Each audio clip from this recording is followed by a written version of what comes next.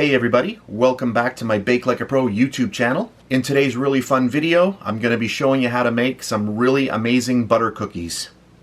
For my recipe today, we're going to need 114 grams of salted butter. This is equal to half a cup. 20 grams of cornstarch. This is equal to 2 tablespoons. 100 grams of all-purpose flour. This is equal to 3/4 of a cup. 60 grams of confectioner sugar. This is equal to half a cup. And confectioner sugar is also known as icing sugar or powdered sugar. 3 different names, but it's all the same sugar. And our last ingredient, 5 grams of pure vanilla extract. That is equal to 1 teaspoon. So those are the ingredients, so let's get started. For our first step, we'll get all of our salted butter into our bowl. And then we will get all of our confectioner sugar in there.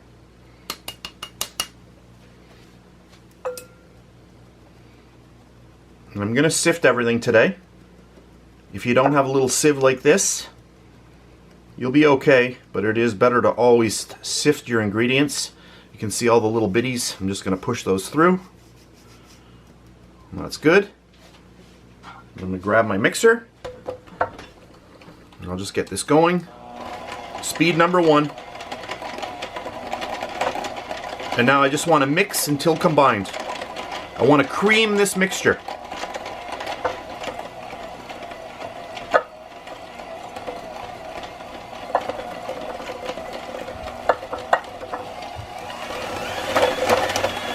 And then just get your mixer going a little bit quicker.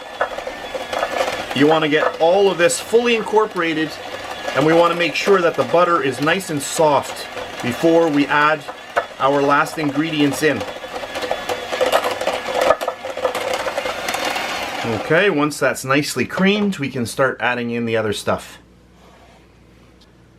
We'll add in our pure vanilla extract. I'm just going to mix this in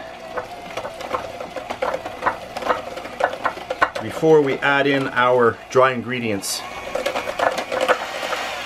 That vanilla smells amazing. And if you can find pure vanilla, make sure you use it. It is worth the extra little bit of money. And we'll grab our all-purpose flour and our cornstarch. And the reason why we use cornstarch in a recipe like this is that it lowers the overall gluten content in the recipe, and it also gives a little bit more snap to the cookie. So that's it for the ingredients. Speed number 1. And let's get all of this incorporated. So I don't want to overdo the batter. I just mix it like this, and it'll just start coming into a little ball. And you can see that happening very quickly here. I just want to clean up on the sides of my bowl, and that is it. Increase my mixer to clean off the beaters.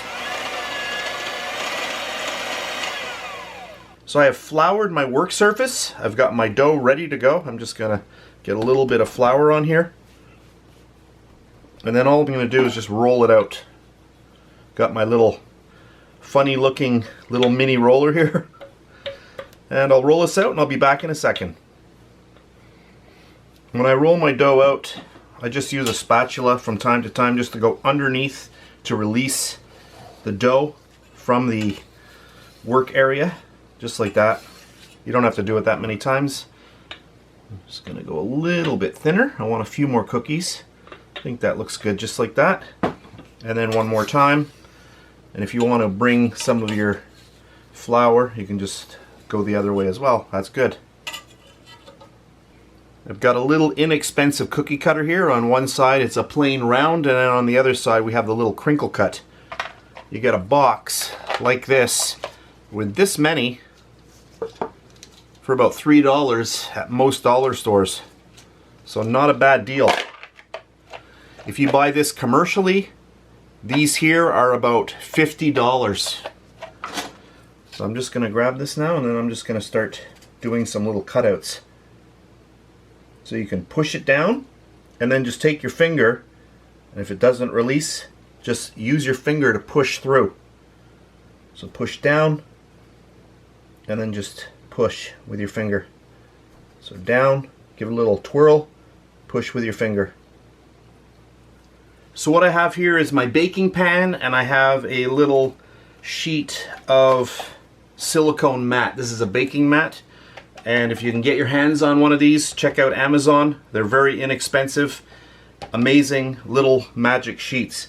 So another way to do this is just push down, give a little twirl, and then lift, and then right on to your baking sheet. So you save a step. So lift, and then just get them on like that. So you can see that that is much quicker. Just like that. There we go. Then we'll push all of our dough back together, re-roll it, and then I'll do the rest of the cookies. So all my cookies now have been cut out and they are ready for the oven. I'm going to be putting these into a 325-degree Fahrenheit oven. I'll bake them off, and then I'll come back and I'm going to tell you exactly how long I baked them. So here we are again. I baked my butter cookies for exactly 15 minutes in my 325-degree Fahrenheit oven. If you want your cookies a little bit less brown, you can go for about 12 minutes. This here results in a cookie that's a little bit brown and a little bit more on the crisp side.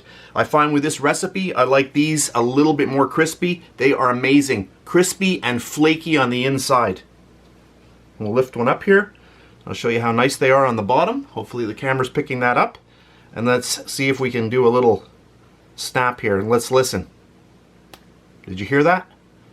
That is really nice, and you can actually see the layers in there. Look at that. Oh, I've got to go in for a little bite. That is really, really good. I can't tell you how good these cookies are. You have to try them out. Nice with the crisp, but they melt in your mouth. Really amazing.